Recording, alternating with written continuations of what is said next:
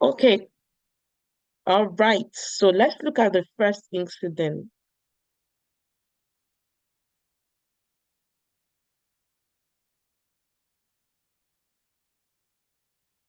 So, an employee reports receiving an email that claims to be from the IT department asking for their password to perform system maintenance. And this this email is not um, from the IT department. So, um, what category, what would we put that into if we would categorize? Please, you can use the chat. So let's say if you need to categorize this particular incident, what category would we put it into?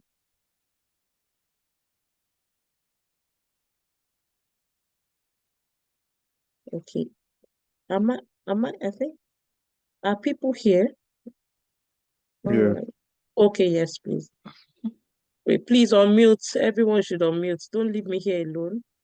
So, Pat, do you need me or I should keep Yeah, short, yeah. right? Let's hear from let's hear from everyone here. Okay. Then you can help.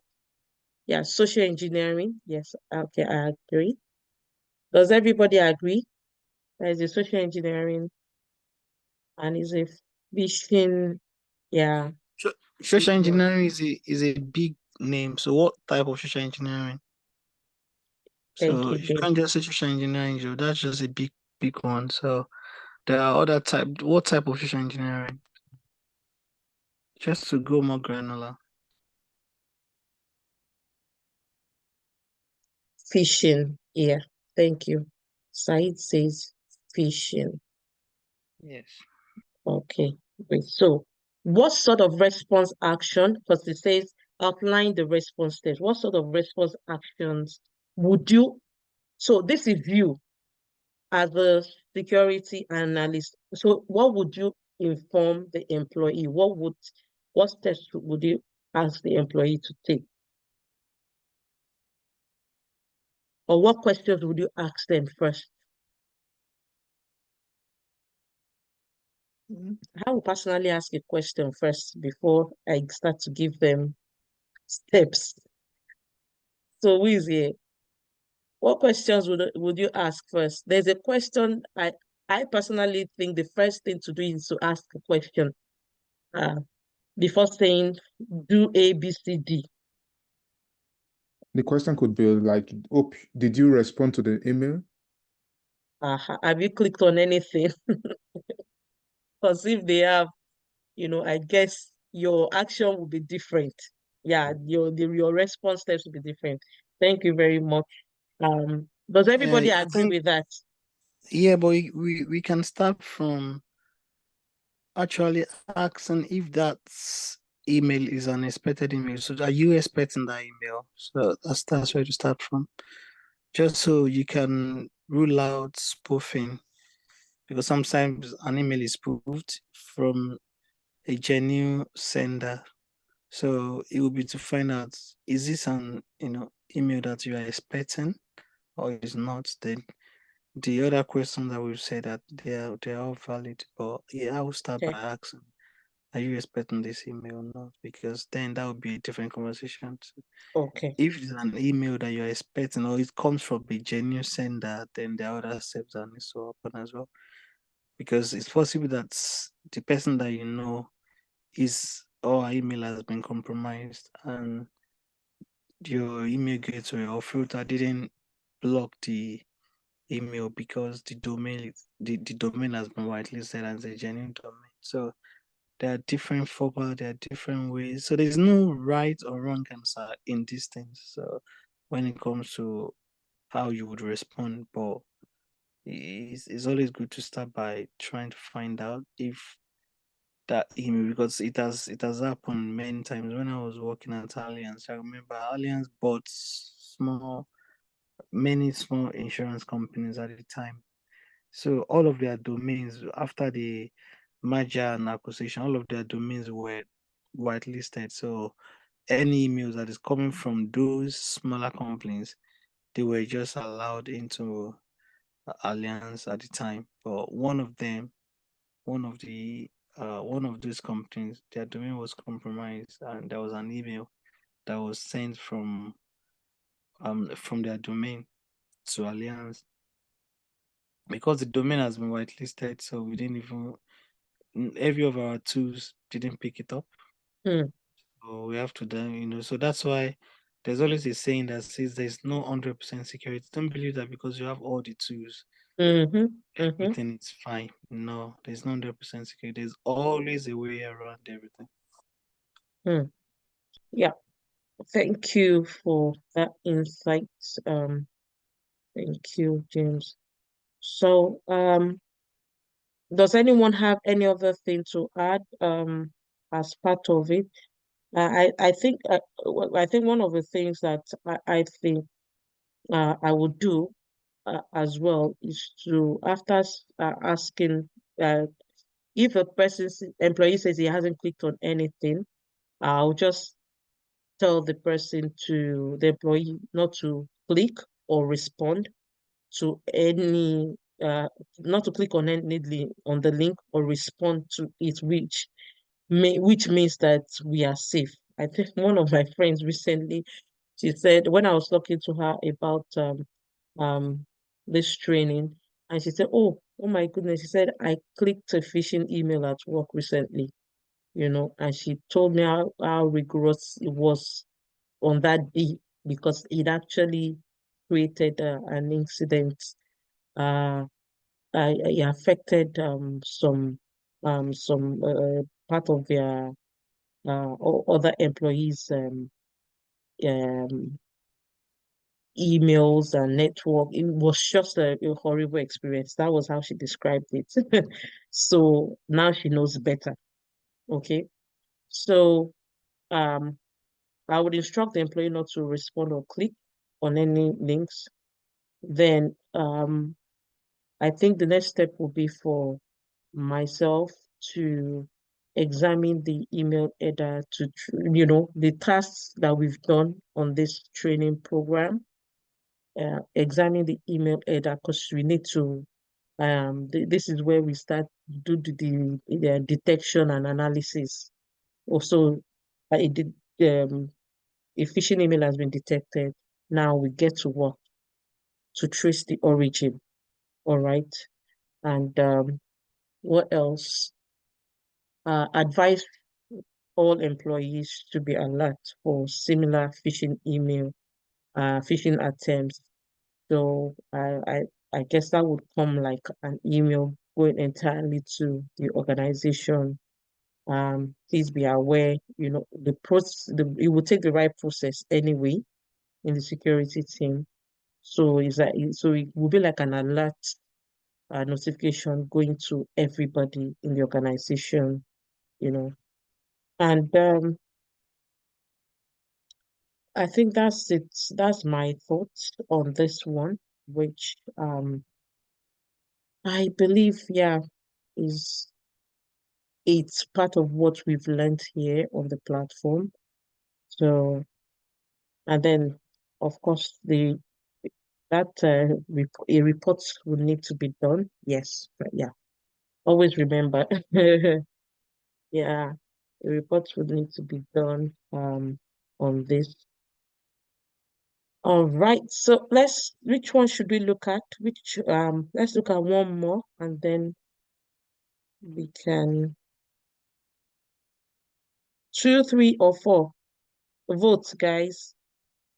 Let's have a look at one more. Two. Two, okay. So the network intrusion detection system alerts to a high volume of traffic directed at the company's server, potentially indicating a DDoS attack. So the task is determine the category of this incident and suggest immediate response actions. Do we know what a DDoS attack is? If you understand it.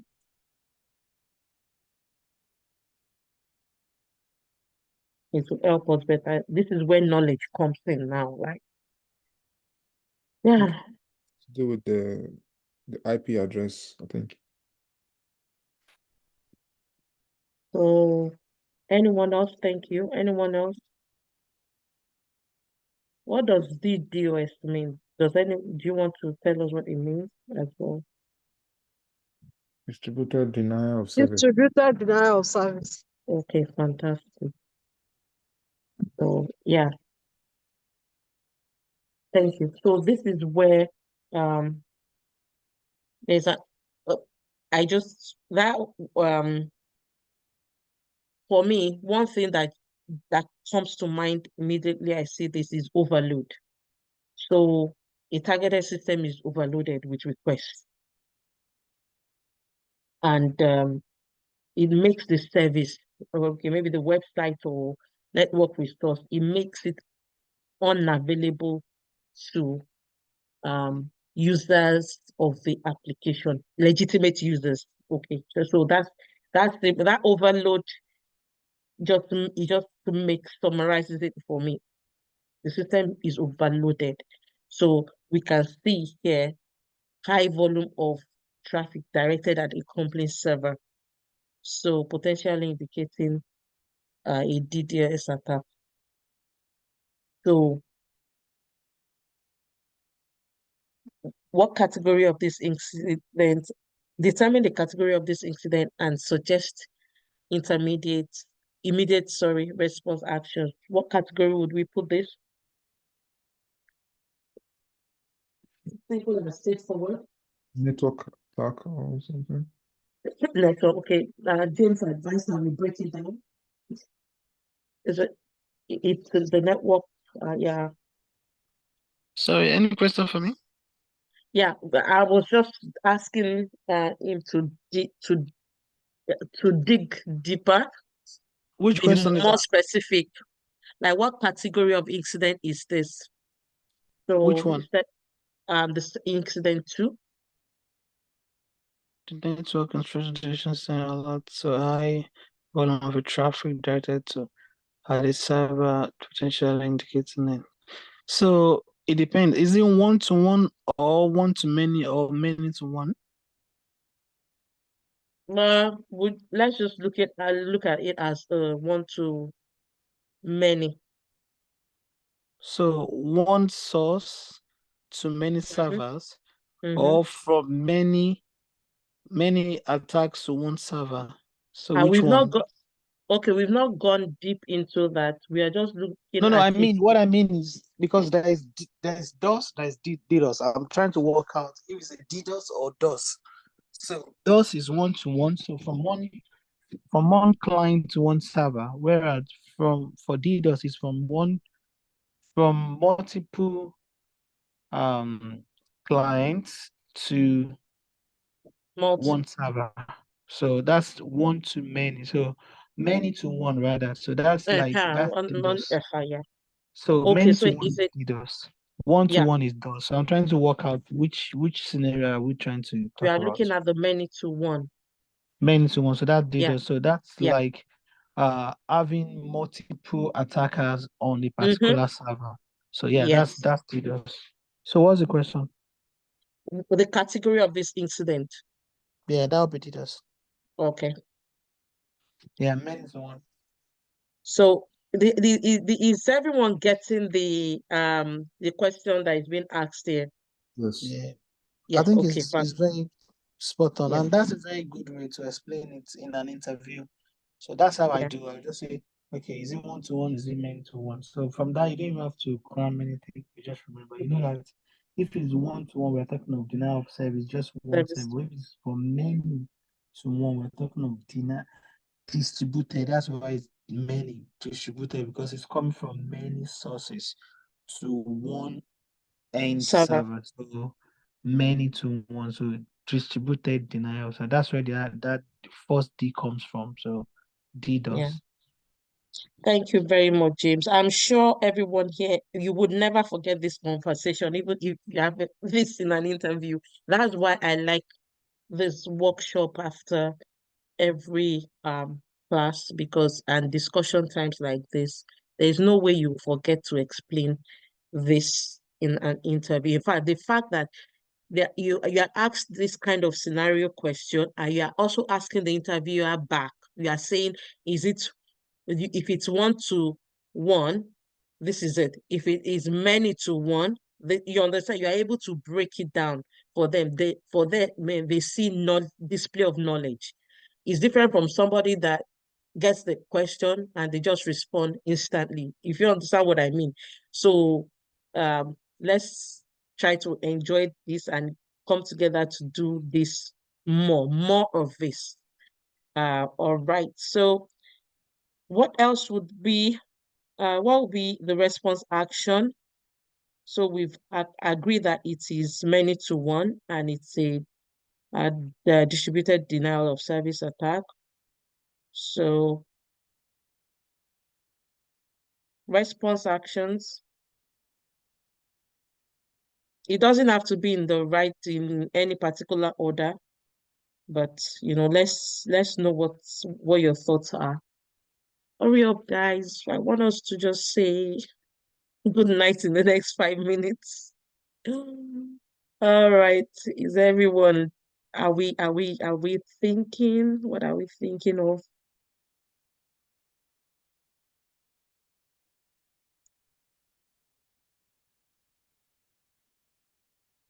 Okay, James, can you help us here? Yeah, so when it comes to mitigation of DDoS, so one of the things that you want to do is to ensure that your service is not internet facing and is not exposed. So basically, because if it's exposed, then if that particular service server is just on the internet and it doesn't have any control that is preventing it, for example, like a web application firewall, we need like a web application firewall to ensure that there's a guide or something is guiding that service in terms of a firewall, and that's what firewall does. So it prevents an external attack from coming to that web application or that services. That's one thing. So implementation of application firewall or web application firewall. Secondly, will be to ensure that we have constant monitoring in terms of SIM solution and ensure that we have a use case that is monitoring for any suspicious activities, such as multiple login failure, then followed by maybe success or something like that. So yeah, that is the major that's the major controls or mitigation when it comes to DDoS. So ensure that we have like a firewall that prevents that denial of attacks, and also we should ensure that we have constant monitoring in place. It's really important. Then we can also get some DDoS protection. So there are some organizations that do offer DDoS protection. So they will tell you if your application or server is being DDoSed. But yeah, Okay. I think we can. Those are three most important ones. We can have like access control, firewall, just to control the traffic from outside of your organization to the application. Okay. All right. Okay. So in this, thank you, James. So in this case, um, IP blocking here wouldn't help, even while you're putting the firewall in place. Blocking the IP, say you're able to identify, you've gone to check the logs, you're able to identify where. Will IP blocking be like one of the mitigating actions to take immediately? Sure, because if we have, so basically the way DDoS works is that somebody is trying, they are pushing loads of traffic, just trying to overwhelm the service. So DDoS is causing a denier of a service. Basically, that's what it means. So let's say there's an application that is open to the public, and some bad guy just flawed. They send like a thing flawed, or just we kept sending a request to the application until that application crashes. That's a denial of that service. So yeah, if you're able to identify, which is why we said SIM 2, right? If you have a use case, and that use case is monitoring multiple login failures because they are trying to, because is monitoring high volume of request that Request. is coming to your server. Yes, so you can, that use case is going to trigger and there'll be an alert raised. So the security team or the incident response team or some different organizations call them different things. Some people call them Mm-hmm. SOC analysts, some call them threat analysts, whatever. Mm-hmm. It's all the Mm-hmm. same. It doesn't really matter. They do the same thing. Yeah. It just depends on organizational preference. So when I started, I was called TRE, threats, risk, no, uh, threat something analyst. I can't forget, threat response analyst. See, threat response analyst, and that's what we're called. Then, I was new. I was like, I was asking my manager, why are we not called SOC? Because That I was was, looking for yeah. that time to SOC. Because then Mm, that was when SOC was just starting. But and I mm, realized you was like, no, forget, it's not about title, it's about what you are yeah. doing, and it's the same. So don't worry. So Mm-hmm. it's just, you can call yourself SOC if you want, if that makes you happy. But that this is just what we want to call it here. But it doesn't Security really matter. analyst. You are doing the same thing, yeah, exactly. So yeah, so yes, you can block the IP on the, again, that's why I said the web application firewall, right? So you can Mm-hmm. block because this attack operates at layer 7 at application layer. So this is where Mm-hmm. Mm-hmm. uh um OSI model, the one we did from the very beginning, is now coming into place now. So these Yeah. attacks, so at every layers, the attacks, there's attack at layer 1, at layer 2, at network layer, transport layer. But this particular one is 7 operating at layer 7. So we can use application firewall to block the IP address here, IP or address. any URL, or any we call it indication of compromise. Any IOC that we are able to get, yes, we can block it. Mm. Thank you very much for that. Yeah, so I think on that note, um, we would call it a day. Please, I I have a don't. question. Okay. For next, our sprint 2 task is going to be rounded off by Monday. So I don't know which task are we supposed to present for Monday next week. Okay. I already put one in our group last week. Oh, There's one in the group. I did a screenshot. I put it in the group last week, and this one will be the second one. So I think 3 and 4. I'll just do a screenshot, 3 and 4. So okay. what you just need to do is to speak to your Scrum Master so that they can if you can create the task yourself, do it. But if you're not sure, speak to your Scrum Master and Okay. let the Scrum Master put the task there for you. But please, what Yeah. was the first one you put on the group? Is the screenshot is there. Let me see. Thank you for asking. I thought so immediately. Yeah, that's it. You see the exercise on the 19th of February. We'll check it out now. Um, let's see. Is it that one? I think I did a screen. Oh yeah, yeah. So 17th of February. So the log analysis. Okay, So it says analyze this log. okay, yeah, so now let's consider it Yes. involving multiple logs. Yeah. Yeah. All you just need to do is to screenshot this and paste it in the user story. It's just You just need to analyze the log. Okay. So a scenario involving multiple log entries from a Windows system and a network firewall, illustrating a security incident where an external attacker attempts to gain unauthorized access to the network and then to specific workstations. So your role is just to analyze it. Okay. You understand? Yeah. Then I'll do a screenshot of this as well. So it will be 3 and 4 because we've done 1 and 2 in the class. It will be Yeah. 3 and 4. Yes. So that you get to put your own thoughts Yeah. So thank you on very it. much. Yeah. So in addition to every other thing that's we've learned. So if you're doing the presentation, it will be you touching on what you've done so far. Because even though it looks like they're just two, it requires a lot of research as well that you also need to do, which we can talk about and put your artifacts together. Mhm. Yeah. Thank you, everyone. Let me leave us all.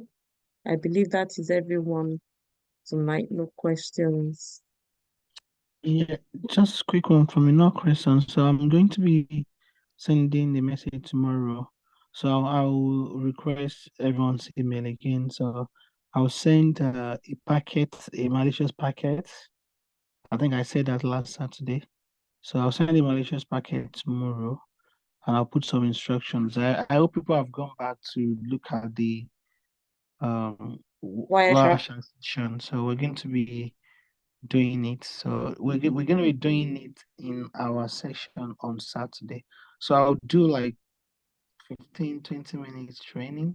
Then the rest of the rest of the time will be us doing it ourselves. So why Pat and I will be on that call. So it'll be good to have the hands on. So we have a couple of packets that are malicious. Then we'll start to look at all the IOCs, how to look at the traffic, how to check malicious content. So what I was saying, URL, IP addresses, malicious domain, and all of those good stuff. So it will be more very hands-on on Friday, on Saturday by God's grace. Well, it will be less me, but we doing it together on that Saturday. So I'll send an email. So I'll send a message in the chat tomorrow. So to get everybody's email, then I'll send that link. So caveat, please just ensure that you open the packet in a Wireshark because yeah, if you open it directly, it might compromise people's laptop. So just make sure you open it in the Wireshark. But it's not just go to file, open, and wherever the packet is, just select it and it will just automatically open in the Wireshark. But yeah, I'll put a message together and send it tomorrow. And Thank you. Thank you so much, James. And please also include that as part of Sprint 2 tasks so you don't miss out on it. And please, I'm begging everyone, remember, keep your artifacts. You are going to need your artifact, you're going to need to touch base on them even at the end of this program. Please do the task. Do the task. Thank you. And have a good night, everyone. Bye. Bye. Mhm.